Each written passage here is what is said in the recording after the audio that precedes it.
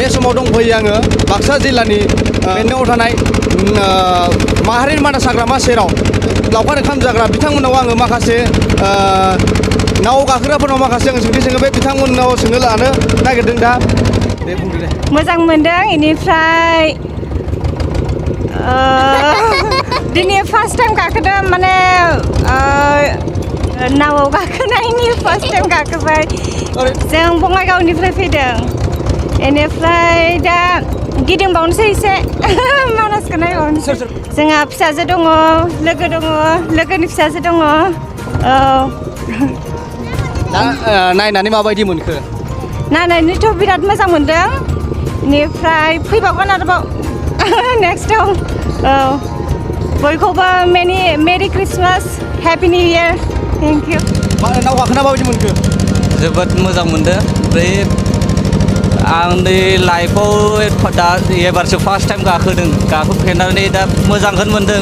ओरैनोथ' गियोमोन आङो दिनै गाखोनानै खिन्थु बिराद मोजां मोनदों ओरैनो बहानि होनदों आं ओरैनो नै माबा गलागाव होनो गामिया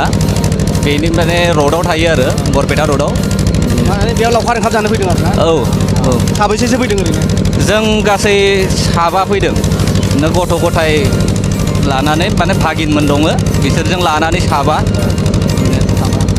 जों माने दिनै लावखार ओंखामखौ जालांगोन बेयाव औ जालांगोन मोजां नुदों नुना जागाखौबो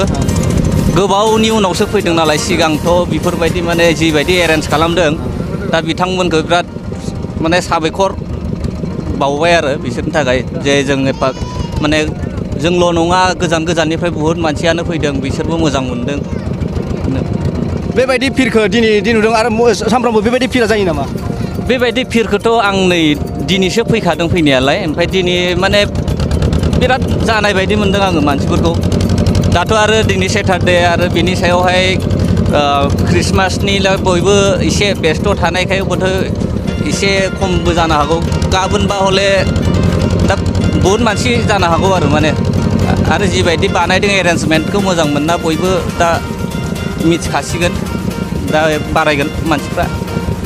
बेयाव माने दाब दाब जायगानिफ्राय फैयो होननानै खोनानो मोन्दों बेयाव ओरैनो जायगानिफ्राय फैयो बायदि दावबायनो ओरैनोथ' बेवहाय माबा आपार आसामनिफ्राय फैयो ओजों आरो फरेन कान्ट्रिनिफ्रायबोथ' नै दंफैखायोआनो नै बेवहाय लजआव थायो बिसोरो ओमफ्राय बिदिनो गिदिंफैयो माबायाव लजआव थाफैयो आरो ना औ लजआव थायो बेवहाय मेरला लज जाबाय बेवहाय फरेनारफोर थाफैयो गोजान गोजाननि जोंनि माबानिफ्राय साउथनिफ्रायबो फैयो माने दिल्लीनिफ्राय फैयो बिदिनो गुबुन गुबुन जायगानिफ्राय फैयो आरो बिसोर माने मोजां मोननायखायसो बिसोरबो फैयोथ' बेनो दाथ' आरो नुखाबायानो माबायदि जायगाफोरखौ माबायदि बिथांमोनहा एरेन्जमेन्ट खालामदों गाखोना माबायदि मोनखो जि मोजां मोनदों फार्स्ट टाइम आं बेयाव मानास पार्कआव फैदोंमोन ओमफ्राय जोङो जि मोजां मोनदों मामिया आंबो लाबलिबो ओमफ्राय आन्टिया लाबलिनि लोगोआबो मा नुखो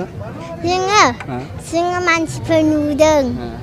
ओमफ्राय ओरैनो माबा माबि नुबायगासिनो बहानि होननानै नोङो धालिगावनि लावखार ओंखाम जानो फैदों आरोना बेयाव ओंखाम जानो फैयाखै मानि थाखायनो फैदों विन्टार भेकेसनाव बेरायनो फैदों सोर होनदों आंनि मामि ओमफ्राय आंनि आगै आन्टी ओमफ्राय आंनि आगैनि लोगोआ এনে আপনি ক'ৰ পৰা আহিছে বৰপেটাৰ পৰা আহিছোঁ এনে কেইজন আহিছে আমি 6 জন মানে মোৰ পৰিয়াল আৰু মোৰ নেইবাৰ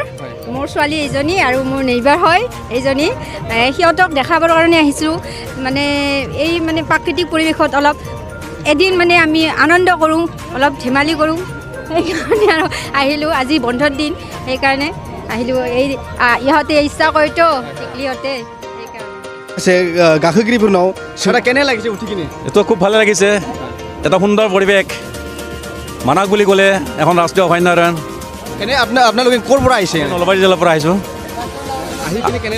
পৰিৱেশটো ভালে লাগিছে আগতো আমি দুবাৰ আহিছোঁ এইবাৰো আহিছোঁ সেইকাৰণে ছাত্ৰ ছাত্ৰীখিনি লৈ আহিছোঁ ছাত্ৰ ছাত্ৰীখিনি ভালেই পাইছে সুন্দৰ পৰিৱেশ এটা বিভিন্ন ঠাইৰ পৰা মানুহখিনি আহিছে ফুৰি ভাল পাইছে নাৱত উঠিছে কিছুমানে এনেই খোজকাঢ়ি ফুৰিছে এটা ভাল পৰিৱেশ সুন্দৰ পৰিৱেশ এটা মানে ইয়াত গঢ়ি তুলিছে সেইফালৰ পৰা ভালে লাগিছে ঠিক আছে आरो बे समाव जों आरो माखासे नावआव गाखोग्राफोरनाव जों आरो सोंबावगोन बिथांमोना माबायदियै मोनबावदों বাইদেউ অলপমান ক'বাচোন কেনে লাগিছে মানে ভাল লাগিছে ভাল লাগিছে ক'ৰ পৰা আহিছে এনে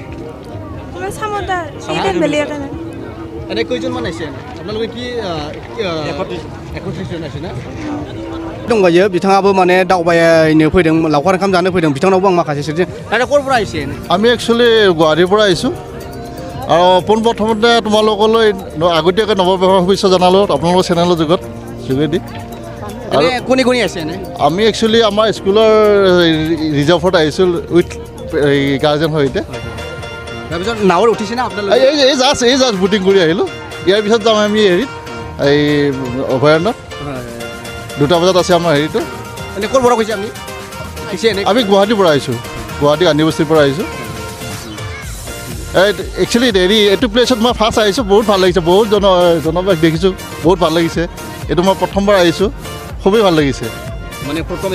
প্ৰথম এইবাৰে আহিছোঁ খুবেই ভাল লাগিছে বহুত ভাল লাগিছে ओंखाम जाखांनानै आरो मा मायाव गाखोखो मादै बबेनिफ्राय फैदों जोङो बरखुंख्रिनिफ्राय बरखुंख्रिनिफ्राय दालिमुरिनिफ्राय साबेसेसो फैदों ओरैनो जोङो ओरैनो न'खरनि फेमिलि हिसाबै फैदों न'खरनिल' ओमफ्राय मा मायाव गाखोगोन मामायाव माने दासो मोनफैदो नालाय एख' गाखोथ'वाखै माने जायगाफोरखौ ओरैनो गिदिंना नायदो आरो मोजां नांदो गिदिंना नायनानै बबेनि होनदों जोङो बरखुंख्रिनि ओमफ्राय दा नावआव गाखोगोन नावआव दा दसे थानानै ओरैनो गाखोनोसै दसे गिदिंबावनोसै जायगाफोरखौ नायनोसै माबायदि जोंना ओमफ्राय फैनानै माबायदि मोनखो फैनानै मोजां मोनदों आरो जायगाफोरखौ नायनानै पिकनिक जानाय ओरैनाय मानसिफोर लोगो मोननाय ओरैनाय मोजां मोनदों जायगाफोरखौ आगोल फैफेराखैमोन एबारसो फैदो आरो एबारनो प्रथम फार्स्ट फैनानै मोजां नांदो जायगाफोरखौ मानास नेशनेल पार्कनि साखाथियाव थानाय नारेंगिरि पिकनिक स्पट बेवहाय नोंथांमोना नुनो मोनदों गोबां गुबुन गुबुन जायगानिफ्राय गोबां सुबुंफोर बेयाव थुबुर जाफैदों नोंथांमोनाबो फैनो हागोन बेवहाय नायफैनो हागोन बेवहाय गोबां फेसिलिटि दं जे jeep safari elephant safari boat safari बेजों लोगोसे गोबां माने फेसिलिटि दं बेवहाय गतिके जाय बिथांमोना बे नारेंगिरि पिकनिक स्पट जे मानास नेशनेल पार्कनि साखाथियाव थानाय बेवहाय नोंथांमोना जाय फैगोन बिथांमोना निस्सय गोजोननायखौ लानो हागोन आरो फेमिलिफोर नोंथांमोना जुदि फैनो गोसो दंबा फैनो हागोन स' गोबांखौ जों खावलायगोन जाय बिथांमोना जाय नारेंगिरि पिकनिक स्पटआव फैफेराखै अर्थात थामहिनबा मानास नेशनेल पार्कआव फैफेराखै नोंथांमोना गोजोननाय लानोब्ला jeep safari elephant safari boat safari बिथांमोनाव माखासे जोङो सोंथि सोंबाय बिथांमोना फोरमायदों दि माहारियारि मानास हाग्रामायाव थाय आरो माखासे लावखार ओंखाम जाग्रा बिथांमोना फैनानै नुनानै मोजां मोनदों होनना फोरमायदों आरो नावआव गाखोनानै मोजां मोनदों होननानै फोरमायनायखौ जों मिथिनो मोननाय जादों दा आङो दङ बड'लेण्ड बुब्लि बाक्सा जिल्लानिफ्राय अनजय बसुमतारिनि खौरां क'क्राझार गोजोननि नोगोर तितागुरि part 2 opposite NRL petrol पाम्पआव Rishi Kumar मोसाहारिनि फ्ल'रिस्ट nursery बे नार्सारियाव बायदि रोखोमनि समायना बिबारफोरखौ फालांगि महरै खम बेसेनावनो नोंथांमोनहा मोननो हायो ऋषि कुमार मोसाहारिनि फ्ल'रिस्ट नार्सारियाव गासैबो रोखोमनि बिबार गायनायाव गोनांथि जानाय आगजुखौ गोरलैयैनो मोननो हायो बेसेन लायाबालासिनो न'सिम दैथायहरनायनिबो खाबु दङ लोगोसे फरायसा आरो लाइमोनफोरखौबो बेवहाय सोलोंथाइ होनाय जायो गोबां मिथिनो थाखाय कन्टेक्ट खालामनो हागोन नैबे नम्बराव 6003091992 ऋषि कुमार मोसाहारिनि फ्ल'रिस्ट नार्सारियाव एक्टिभिटिस बायदियै produce and sell all kinds of horticultural planting materials and gardening design impart training to all students and educated unemployment youths home delivery and door-to-door service free again contact number 6003909192 मोनसे गोजोनथाव खौरां गोजोननि नोगोर क'क्राझाराव थानाय बाजार India आरो MRM hospital साखाथियाव बड'लेण्ड थेरापिस्ट सेन्टाराव थुब्ला ब्रह्मआ गुबुन गुबुन रोखोमनि सानाय सुनाय गोनां सुबुंफोरनि थाखाय फाहामथाय होनाय जायो जेरै जान्जि सानाय, हान्थु सानाय, गोदोना सानाय, आदै सानाय, आफादावदै सानाय, जानजि जरा सानाय, खर' सानाय, सिनस्रि जरा सानाय बैफोरबायदि सुबुंफोरनि सानायफोरखौ फाहामथाय होबोगासिनो दं। सोरबाफोर बे बेरामाव गोग्लैनाय सुबुंफोरा बे खाबुखौ लानो हागोन। गोबां मिन्थिनो थाखाय नैबे जानबुं नङाव फन खालाम 9974030738।